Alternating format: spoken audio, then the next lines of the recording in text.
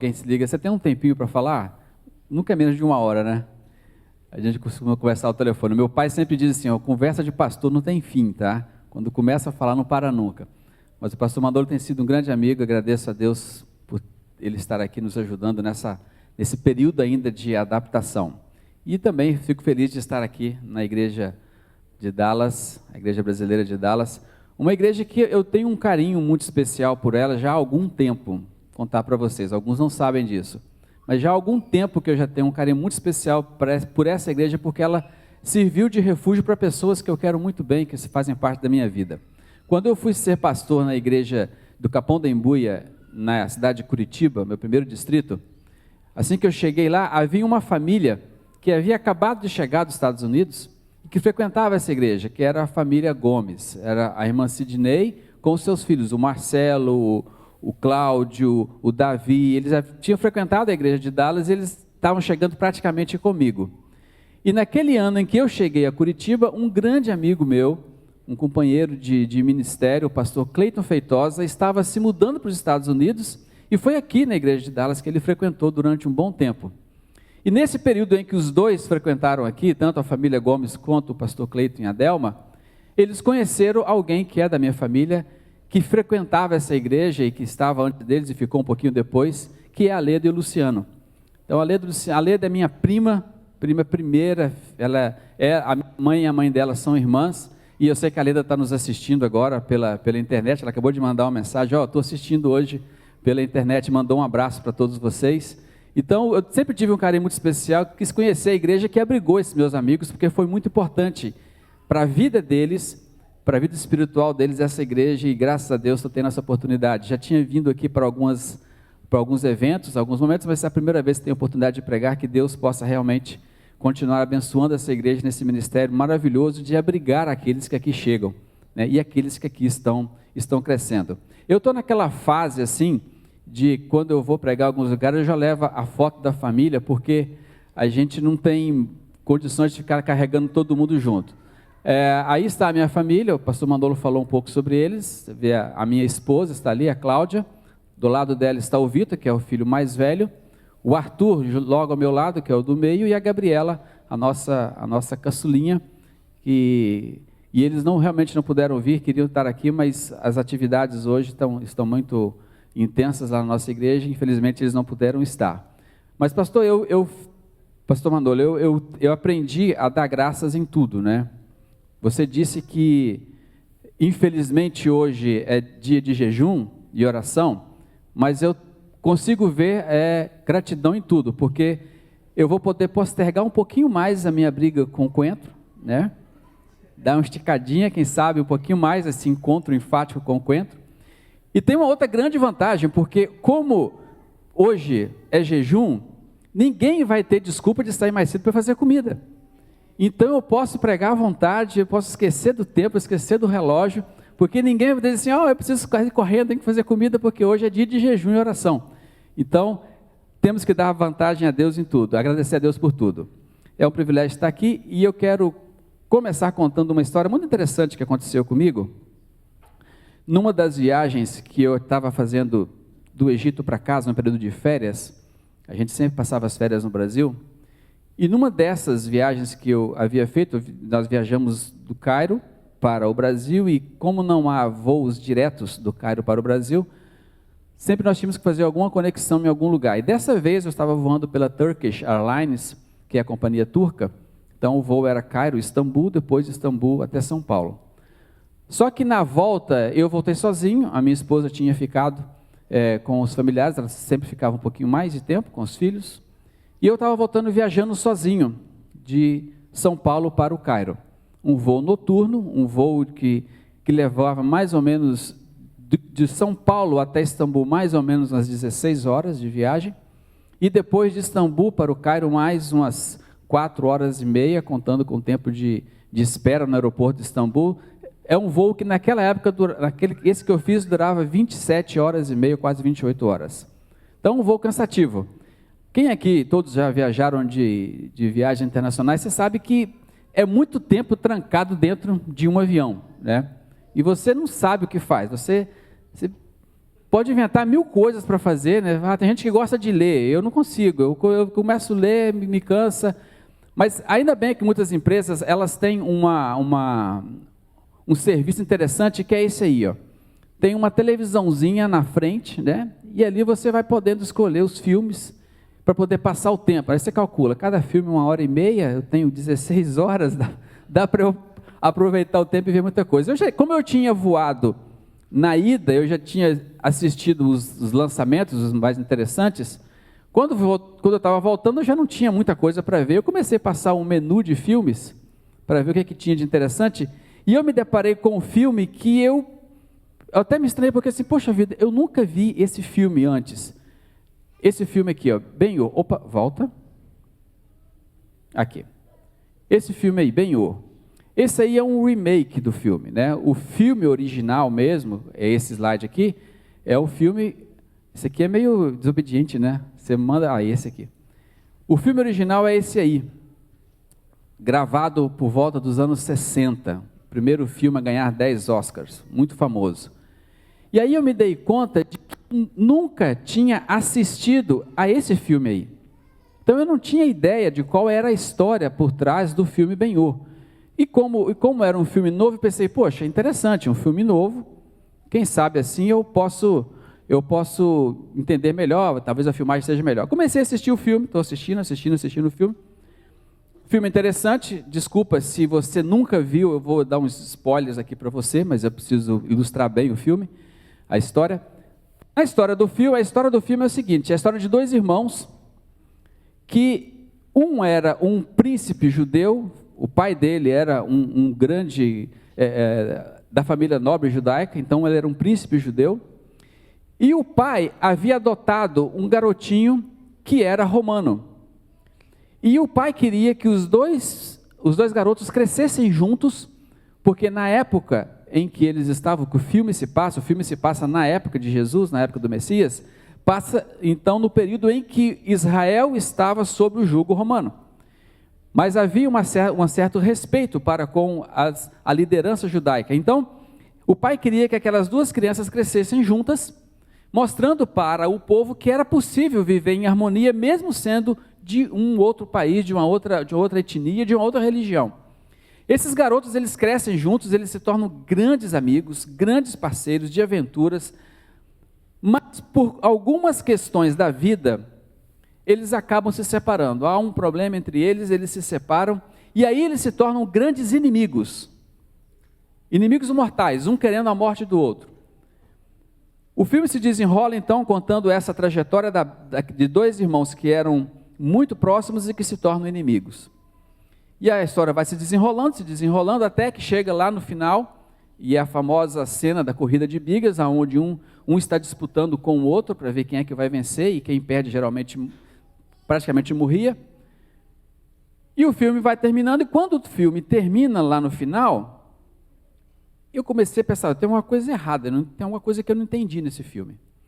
Porque a mensagem final do filme, as últimas cenas do filme, é uma mensagem de reconciliação, de perdão, de aceitação. Um perdoa o outro, um reconhece a importância do outro, não só reconciliação entre eles, mas entre a mãe e a irmã que haviam ficado presas.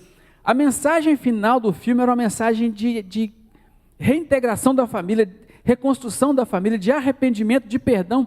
E eu pensei assim, mas espera aí, meu inglês está muito ruim, porque eu não estou conseguindo entender como é que o autor, como é que o roteirista chegou a esse final. Não tem nada a ver, o filme todo, você passa o filme assistindo, não tinha nada a ver, em momento algum se falava em perdão, de reconciliação, não havia nenhuma, esqueci a palavra, uma conexão, uma pecinha que dizesse, não, aqui, lá naquele momento, houve um momento e lá tem a ver com reconciliação. Falei, não, eu não entendi, sinceramente eu não entendi como que o roteirista chegou nesse final. Estava dando a música final, falei, ok, vou ver uma música bonita, e aí começou a aparecer os atores, que até então não tinha aparecido o nome dos atores, que tinham participado do filme. Então apareceu o primeiro ator, que é o personagem principal, apareceu o segundo ator, que era o irmão, E o nome do terceiro, quando apareceu na tela o nome do terceiro ator, eu levei um susto. Falei, porque eu não vi esse camarada no filme. E o terceiro ator do filme era esse camarada aqui, ó. Rodrigo Santoro. Eu falei, Rodrigo Santoro no filme? Não vi esse camarada no filme. Será que ele estava disfarçado de alguém? É meio impossível não ver esse cara no filme, né? Não tem lógica. Aonde que o Rodrigo Santoro está nesse filme? Ele não existe nesse filme. Eu achei curioso, eu falei, não. Vamos ver quando passar lá embaixo o cast. Aliás, deixa eu tirar a imagem dele, né? Não é muito bom? Cara, que essa imagem aí atrapalhando a gente. Vai todo mundo olhar só para a tela e esquece do pastor. Quando apareceu o cast no final, o elenco, eu falei assim, eu vou ver agora qual foi o personagem que ele fez, para eu tentar entender. Aí apareceu fulano fez fulano, Rodrigo Santoro fez Jesus. Eu falei, não. Aí você zoou comigo. Jesus eu tenho certeza, eu não dormi o filme inteiro. Dei uma cochiladinha, mas eu voltava para ver o filme de novo. Mas eu não vi rastro de Jesus no filme. Eu não vi menção a Jesus no filme. De onde que esse cara está tirando que ele fez Jesus no filme? O voo chegou no Cairo por volta das 3 da manhã. 2h30, 3 horas da manhã, quando o voo descia no Cairo. Até você passar em alfândega, polícia, aquela coisa toda, pegar as bagagens, eu peguei um Uber, corri para casa, eu cheguei em casa por volta das 5 horas. Primeira coisa, corri no computador, abri no Google e coloquei assim, todas as cenas em que Rodrigo Santoro aparece no filme Ben-Hur. Apareceram um monte de cenas. Eu falei, mas o Rodrigo Santoro estava mesmo no filme. E Jesus também estava mesmo no filme. Eu falei, mas que loucura é essa? Aí eu me dei conta do que tinha acontecido. Eu estava voando em uma companhia turca, uma companhia muçulmana. Eles simplesmente cortaram todas as cenas em que Jesus aparecia no filme. Todas as menções a Jesus foram tiradas do filme. Foram todas deletadas. Aí eu falei, não, eu preciso ver esse filme agora. Desculpe, eu baixei o filme na internet de algum jeito. E naquela manhã mesmo assisti o filme. Agora com todas as cenas. Quando chegou no final, aí tudo fez sentido. Quando chegou no final, aí a mensagem de reconciliação, a mensagem de perdão, de arrependimento, de um perdoar o outro, da família se reentregar, aí tudo fez sentido, porque durante o filme, as cenas em que Jesus aparecia, ele dava sentido à história do filme. Um filme sem Jesus não tem sentido algum. Aliás, uma vida sem Jesus não tem sentido algum. Que sentido há numa vida sem Jesus? No texto que nós lemos essa manhã, João 14, verso 6, diz que eu sou o caminho, a verdade e a vida. Uma vida sem Jesus é uma poesia sem rima, é uma música sem melodia, é uma história sem enredo, é uma vida sem sentido. Às vezes eu digo, é quase um discurso da Dilma, não tem sentido algum. Se nós estamos em um caminho e Jesus não está nele, nós estamos perdidos. Se nós estamos em uma verdade e Jesus não está nela, nós somos mentirosos. Se nós temos uma vida e Jesus não está nela, nós estamos mortos. Porque uma vida sem Jesus não tem sentido. Qual a diferença que Jesus pode fazer na vida de alguém? Qual a diferença que Jesus já fez na sua vida? Eu convido você a abrir a sua Bíblia no livro de João, capítulo 8, versos de 1 a 11. Vamos ler uma história muito conhecida, que com certeza você já ouviu vários sermões sobre ela, mas eu quero que você medite um pouco nessa história mais uma vez. João capítulo 8, verso 1 até o verso 11. Jesus, entrando, foi para o Monte das Oliveiras. De madrugada, voltou novamente para o templo, e todo o povo ia ter com ele, e assentado os ensinava. Os escribas e fariseus trouxeram à sua presença uma mulher, surpreendida em adultério. e fazendo-a ficar de pé no meio de todos, disseram a Jesus: Mestre, essa mulher foi apanhada em flagrante adultério. E na lei nos mandou Moisés que tais mulheres sejam apedrejadas. Tu, pois, que dizes? Isso diziam eles, tentando-o para terem no que o acusar. Mas Jesus, inclinando-se, escrevia na terra com o dedo. Como insistissem na pergunta, Jesus se levantou e lhes disse: Aquele que dentre vós estiver sem pecado, seja o primeiro que lhe atire pedra. E tornando a inclinar-se, continuou a escrever no chão. Mas ouvindo eles essa resposta e acusados pela própria consciência, foram se retirando um por um, a começar pelos mais velhos até os últimos, ficando só Jesus e a mulher no meio onde estava. Erguendo-se Jesus, e não vendo a ninguém mais além da mulher, perguntou-lhe: Mulher, onde estão aqueles teus acusadores? Ninguém te condenou? Respondeu ela: Ninguém, Senhor. Então lhe disse Jesus: Nem eu tampouco te condeno. Vais e não peques mais. Uma das histórias fantásticas na Bíblia é essa história de Jesus com a mulher adúltera. Não era a primeira vez que os fariseus tentavam colocar Jesus numa cilada. Não era a primeira vez que eles tentavam armar alguma situação para fazer Jesus se contradizer com aquilo que ele falava. Percebe-se nitidamente que havia uma armação por trás. E a primeira evidência de que havia uma armação era o fato de que a pessoa que havia adulterado com a mulher não aparece na história. Só ela estava sendo acusada. Só sobre ela estava a acusação de pecado. Mas ela foi pega em adultério com um homem. E onde é que estava esse homem? Ele também era passível de culpa. O fato dele não estar presente significa nitidamente que foi uma armadilha também para ela, porque eles queriam era colocar Jesus em uma cilada. Parece que a pessoa foi usada para cometer o adultério com a mulher e agora ele nem entra em cena, só a mulher entra em cena. Essa história, infelizmente, nos ilustra muitas vezes o que acontece na vida do ser humano. Um problema que ainda acontece nos nossos dias. O desejo de justiça desses homens, ele não existia. Na realidade, o desejo de justiça desses homens estava apenas para mascarar a condição de pecado que eles viviam.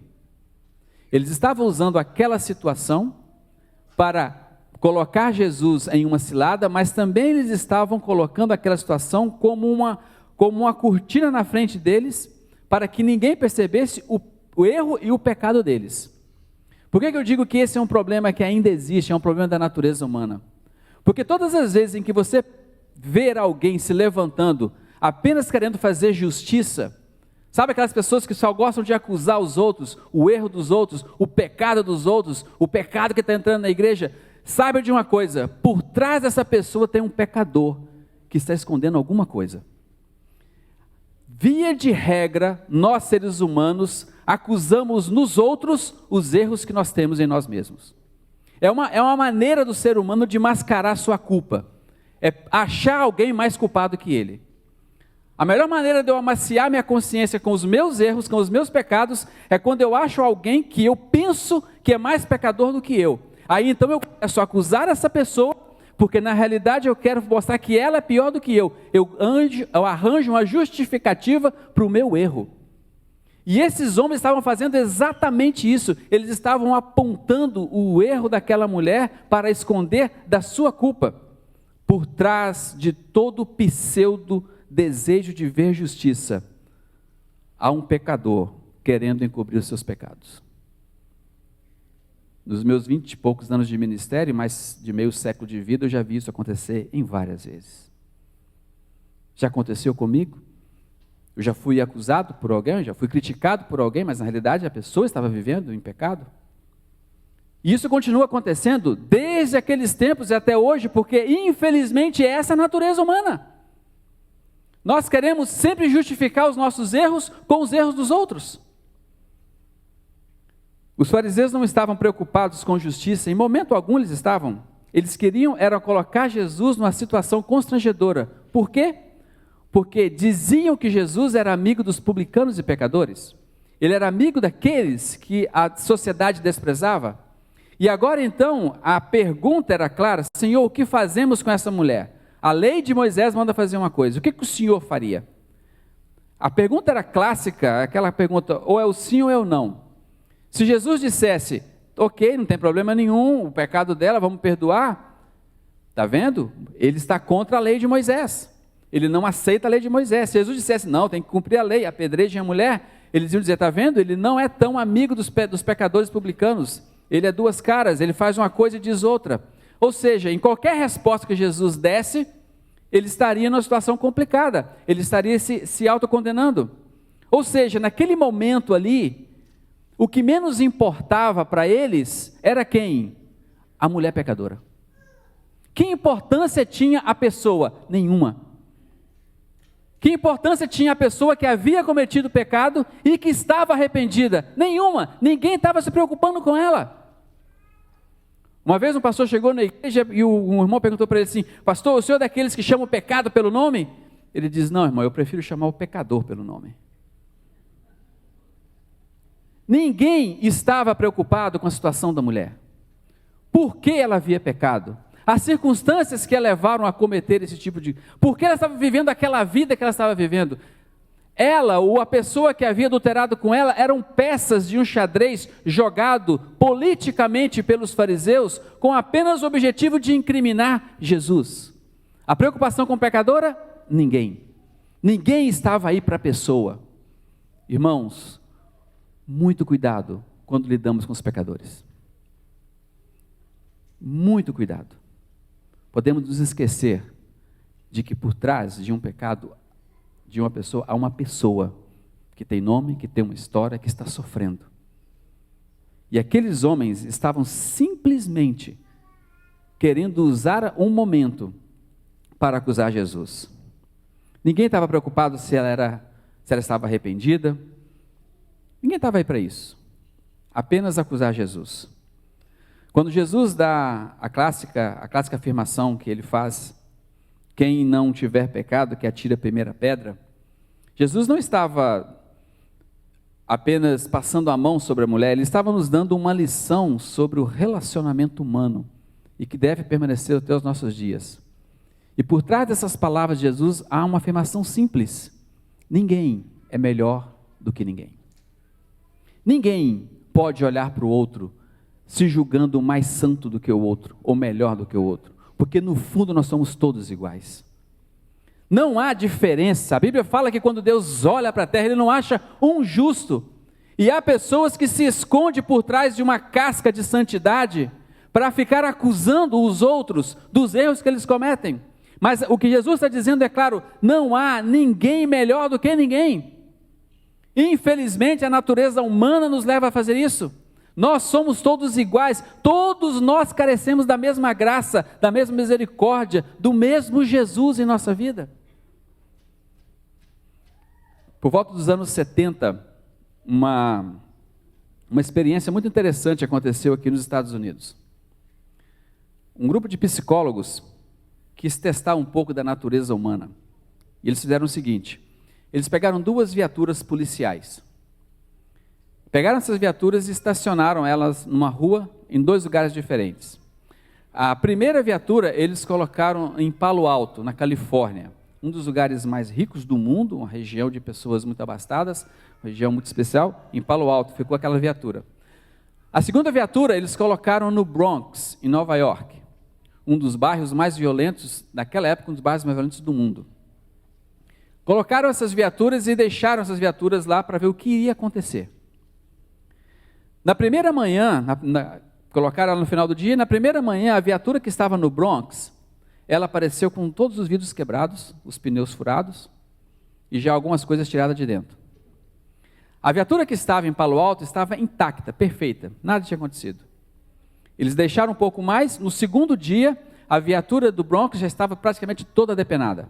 Já haviam roubado os pneus, já haviam roubado coisas do motor, os cabos, as luzes, os bancos, ela estava só aquele caco. Em 3 dias já não tinha mais nada, só a estrutura que tinha ficado para trás. Roubaram tudo que tinha. A viatura de Palo Alto estava exatamente do mesmo jeito.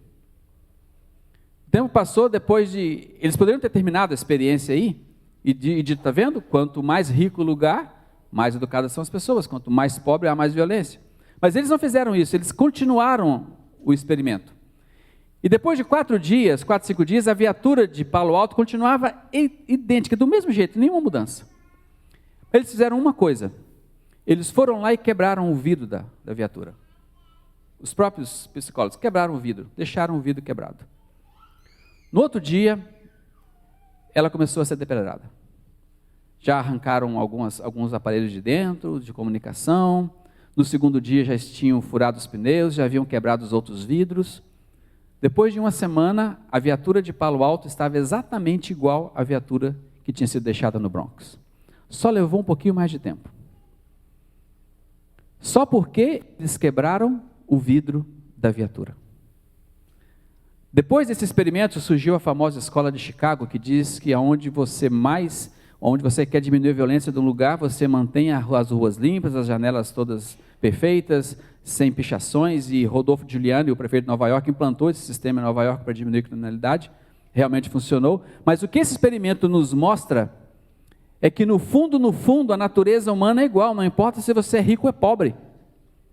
Bastou alguém violar a regra, que as pessoas acharam a justificativa para o seu erro, e começaram a fazer igual. Já que alguém quebrou, então está permitido. Ou seja, no fundo a natureza humana é isso, a gente só espera alguém errar para a gente justificar o nosso erro e cometer o mesmo pecado. No fundo, a gente está sendo levado pelo grupo. E infelizmente a natureza humana nos leva a ter esse tipo de atitude. Contudo, Jesus não estava sendo bonzinho com o pecado. Na realidade, ele era o único naquela situação toda que podia ver o que realmente estava acontecendo. O seu desejo era levá-los a perceber a visão distorcida que eles tinham da lei e da graça de Deus. Na realidade, Jesus estava vendo que aquela mulher estava arrependida, porque ele tinha condições de ver isso. E ele era o único que estava preocupado com ela. Ele era o único que estava olhando para aquela mulher com os olhos de amor, com os olhos de ternura e dizendo: eu entendo a sua situação. Ele era o único que estava preocupado com a pessoa, não com a circunstância. Ele era o único que estava preocupado com o ser humano, não com a lei, porque o ser humano está acima de tudo para Deus. Foi pelo ser humano que ele morreu, foi por mim que ele morreu, foi por você que ele morreu, e não pela lei. E quando Jesus olha para aquela mulher, ele vê o arrependimento no coração dela, e ele não tem outra atitude a não ser estender a ela o perdão. Com essa atitude, Jesus mostra que ele era amigo dos publicanos e dos pecadores, mas daqueles que se arrependem e reconhecem o seu erro. O pecador que não corre de Jesus encontra o perdão, mas aquele que sai de perto dele continuará seu caminho de erro. Aquela mulher arrependida ficou ali, na frente de Jesus. Ela encontrou o perdão. Os outros pecadores, eles deram as costas para Jesus e saíram. Continuariam na sua vida de hipocrisia e de pecado. Com certeza, se alguns deles tivessem reconhecido realmente, eu tenho pecado, e ali, quem sabe, se ajoelhasse e pedisse perdão a Deus, eles teriam alcançado o perdão. O pecador que corre de Jesus, ele não encontra paz na vida. O pecador que dá as costas para Jesus não vai encontrar o perdão, mas aquele que permanece diante de Jesus, que não foge dele, aquele que demonstra que está arrependido, aquele que reconhece o seu erro, que sabe o que aconteceu, porque ele tem consciência do que fez, esse é aquele que encontra o perdão. Quando nós somos confrontados com os nossos erros, para onde que nós vamos? Quando eu sou confrontado com o meu erro, quando você é confrontado com o seu erro, para onde que você vai? Você corre de Jesus ou você corre para Jesus? O caminho que você toma determinará se você será salvo ou não. Porque correr de Jesus significa permanecer numa vida de erro. E correr para Ele é encontrar a salvação, é encontrar o perdão. Por isso que ele disse para aquela mulher, e a palavra que ele falou, as palavras que ele disse naquele dia, continua ecoando até nossos dias: eu também não te condeno, vai e não peques mais. Quando Jesus entra em nossa vida, o que acontece conosco? Quando Jesus entrou na sua vida, o que aconteceu com você? Para onde você foi? Ele te atraiu? Você continuou fugindo dele, tentando fugir dele? Uma vida sem Jesus é uma vida sem sentido. Eu quero terminar contando uma história que ilustra muito bem o que significa alguém que encontra Jesus e como a vida dele é transformada. Só que eu quero pedir desculpas para os nossos amigos internautas. Eu vou pedir ao pessoal que corte a transmissão pela internet, podem desligar as câmeras, porque algumas informações que eu darei aqui, elas não podem sair desse recinto, porque pode complicar a vida de muitas pessoas ainda. Então, desculpa os nossos amigos internautas, a transmissão será cortada a partir de agora. Eu quero contar a história